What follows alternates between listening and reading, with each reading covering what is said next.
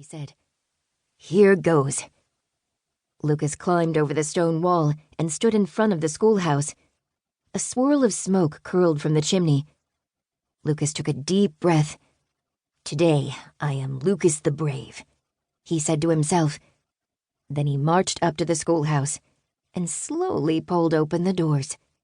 Creak! The children sat in front of the teacher on benches. Everyone turned to stare at Lucas. A girl with a thin braid crowning her brown hair gasped and cupped her hand over her mouth. "Good morning, boy," the teacher said. "Are you here to join us?" "Yes," said Lucas. "I'm new in town." "Please have a seat," she said.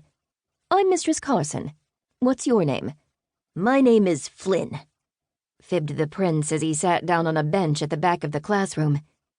"Welcome," Mistress Carson said.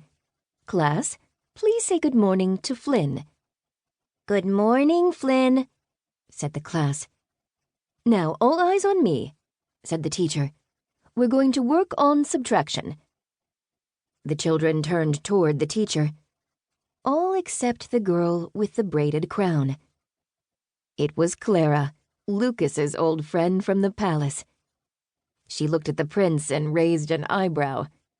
The prince winked at her. She smiled and quickly looked away. Nobody seemed to notice. Mistress Carson wrote some sums on a large slate at the front of the classroom. "Now, who would like to solve a problem at the board?" she asked. The prince's hand shot up. He loved to add and subtract. His father had taught him math at home. Mistress Carson called Lucas up to the board. The children watched as the new boy walked to the front of the class. "I'm going to have lots of friends," Lucas thought. Then he began to work on one of the problems.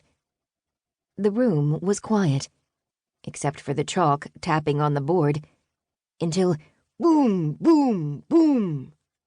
Someone began to pound on the doors of the school. The children jumped in their seats. Lucas froze. His heart began to thump. The teacher hurried to the back of the room and opened the doors. 2 burly men burst in. Lucas dropped his chalk on the floor. "Oh no," he thought. "The palace guards." He wanted to run, but the doors were blocked. "There he is!" shouted one of the guards as he pointed at Lucas.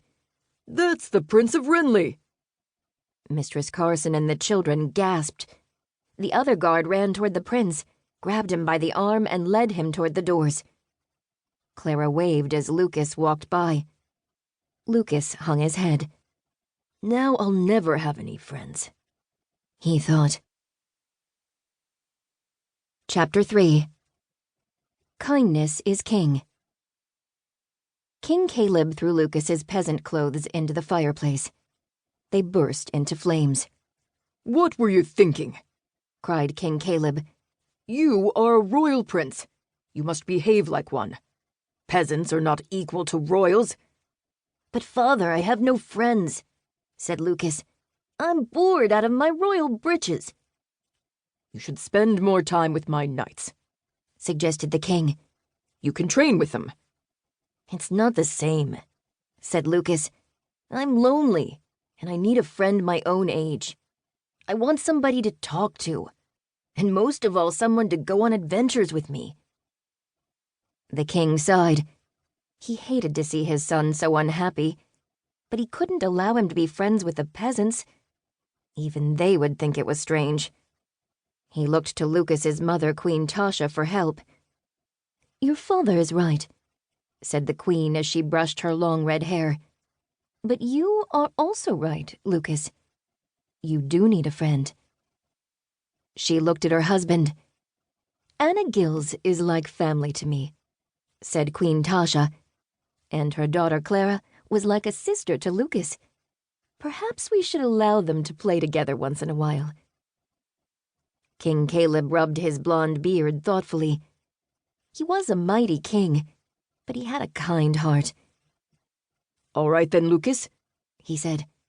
"I suppose you may be friends with Clara, but you're not to make friends with every peasant child in the kingdom."